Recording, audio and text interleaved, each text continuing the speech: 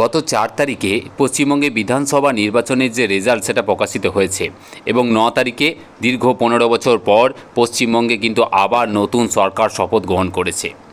তো সরকার ক্ষমতায় আসার আগে যে দল বর্তমানে সরকার পরিচালনা করতে চলেছে তারা কিন্তু সরকারি কর্মচারী থেকে শুরু করে পেনশনারদের নানা রকম প্রতিশ্রুতি দিয়েছিল।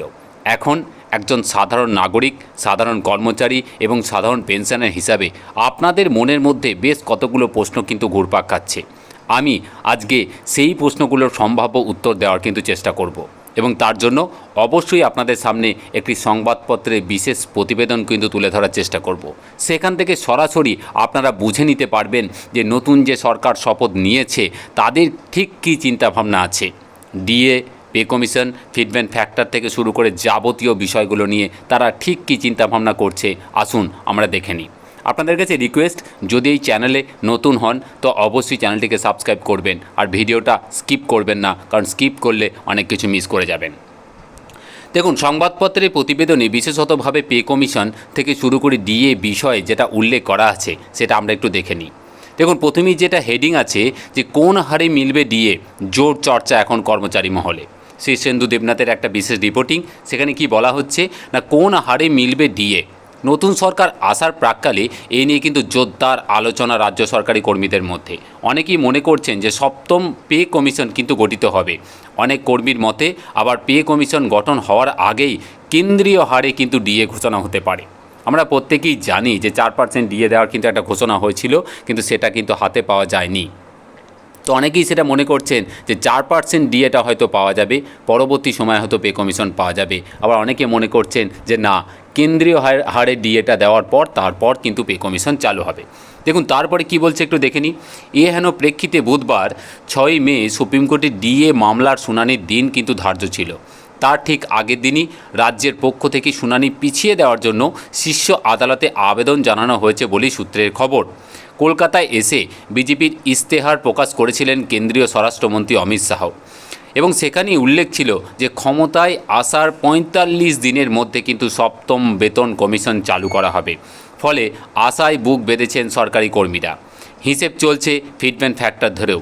আচ্ছা, কি এই ফিটমেন্ট ফ্যাক্টর? দেখুন, সহজ ভাষায় যদি বুঝতে হয় তাহলে এটা হলো সরকারি কর্মচারীদের বেতন বাড়ানোর একটা গুণক মাত্র। ধরা যাক কারো বেসিক বেতন 10,000 টাকা এবং যদি এই ফ্যাক্টরটা 2.57 হয় তাহলে নতুন বেসিক বেতন হবে কত? 10,000 গণিত 2.57 25,700 টাকা। মানে 2.57 হারে ফিটমেন্ট ফ্যাক্টর দিয়ে যদি নতুন পে কমিশন হয় তাহলে যার বেসিক পে ছিল 10,000 তার বেড়ে দাঁড়াবে 25,700 টাকা। পুরনো বেতনকে একটা নির্দিষ্ট সংখ্যায় গুণ করে নতুন বেতন ধার্য হয়। পে কমিশন যখন বেতন বাড়ায় তখন সব কর্মচারী বেতন একসঙ্গে আপডেট করতে হয়। সহজভাবে হিসেব করার জন্য এই ফ্যাক্টর কিন্তু ব্যবহার করা হয়। অল ইন্ডিয়া কনজিউমার প্রাইস ইন্ডেক্সের ওপর ভিত্তি করেই কিন্তু এই গুণকটা ঠিক করা হয়ে থাকে। তারপরে কি বলছে দেখুন না, তবে সরকারি আধিকারিকদের একটা বড় অংশের মতে যে 4% ডিএ নিয়েও কিন্তু প্রশ্ন রয়েছে। চলতি বছরের অন্তর্বর্তী বাজেটে যে 4% হারে ডিএ বৃদ্ধির ঘোষণা করেছে রাজ্য সরকার, 1 এপ্রিল থেকে সেই 4% হারে ডিএ বাড়ার কথা রাজ্য সরকারি কর্মচারীদের। তবে তা নিয়ে এখনও পর্যন্ত কোনো অর্ডার কিন্তু জারি হয়নি। ফলে নতুন সরকার এসে এই 4% ডিএ নির্দেশ কার্যকর করবে নাকি নতুন হারে ডিএ দেবে তা নিয়েও কিন্তু চর্চা চলছে। এখন কেন্দ্র ও রাজ্যের ডিএর ফারাক প্রায় 42%। সরকারি কর্মচারী পরিষদের সভাপতি দেবাশিস শীল মহাশয় বলেন যে বিজেপি শাসিত রাজ্যে ডিএ নিয়ে কোথাও কিন্তু আন্দোলন হয়নি। এই বিষয়টা কিন্তু ভীষণভাবে গুরুত্বপূর্ণ, ভালো করে শুনুন। বিজেপি শাসিত রাজ্যে ডিএ নিয়ে কোথাও কিন্তু আন্দোলন হয়নি। ত্রিপুরা সরকার, মানে বিজেপি শাসিত একটা রাজ্য সরকার যেটা হচ্ছে ত্রিপুরা, সেখানে সবচেয়ে কম কিন্তু 41% ডিএ কিন্তু দেয়। নতুন সরকার ডিএ নিয়ে যে প্রতিশ্রুতি দিয়েছে সেটা রাখবে বলেই আমাদের বিশ্বাস। তার সবচেয়ে বড় প্রমাণ হলো মঙ্গলবার ডিএ মামলা 3 সপ্তাহের জন্য মামলার শুনানি স্থগিত রাখার আর্জি জানানো হয়েছে। অন্যদিকে পশ্চিমবঙ্গ রাজ্য সরকারি কর্মচারী ফেডারেশনের সাধারণ সম্পাদক মলয় মুখোপাধ্যায়ের বক্তব্য, রাজ্য সরকারের advocate on record Kunal Mimani supreme কোর্টের রেজিস্ট্রারের কাছে একটি বিশেষ আর্জি কিন্তু পাঠিয়েছেন মামলাটি 3 সপ্তাহ কিন্তু পিছিয়ে দেওয়ার জন্য।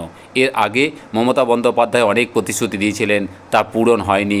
তবে এবার প্রধানমন্ত্রী, স্বরাষ্ট্রমন্ত্রী বেতন কমিশন ডিএ নিয়ে যে আশ্বাস দিয়েছেন, কর্মচারী সমাজও তাদের উপর বিশ্বাস রাখছে। পাশাপাশি বকেয়া ডিএ যা কোর্টের নির্দেশে রাজ্যে দেওয়ার কথা তাও সরকারি কর্মী এবং পেনশনারদের একটা বড় অংশ এখনও পাননি। আবার অনেকের মতে কৌশলে তৃণমূল সরকার অধিকাংশের ক্ষেত্রে সেই টাকা সরাসরি অ্যাকাউন্টেও দেয়নি, ফলে তা নিয়ে অনেকের মনেই প্রশ্ন রয়েছে, আদৌ টাকা মিলবে তো? দেবাশিসের আশ্বাস, এই সব টাকাই নতুন সরকার দেবে। তো কাজেই আমাদের বোঝা যাচ্ছে যে নতুন যে সরকার এসছে তাদের ক্ষেত্রে আমরা অবশ্যই আশাবাদী। বকেয়া যে ডিএ থেকে শুরু করে 2.57 যে মিনিমাম যে ফিটমেন্ট ফ্যাক্টর, সেই ফ্যাক্টর হারে কিন্তু অবশ্যই এখানে পে কমিশন দেওয়ার কিন্তু একটা চিন্তাভাবনা চলছে। আমাদের শুধুমাত্র আর একটু ধৈর্য ধরতে হবে, একটু সময় দিতে হবে। খুব তাড়াতাড়ি 2 থেকে 3 মাসের মধ্যে সমস্ত বকেয়া এবং তার সাথে পে কমিশন অবশ্যই প্রত্যেকটা রাজ্য সরকারি কর্মচারী এবং পেনশনাররা পেয়ে যাবেন। এই ছিল একটা ছোট্ট আপডেট। যদি ভালো লাগে বেশি করে শেয়ার করবেন। খুব ভালো থাকবেন। ধন্যবাদ।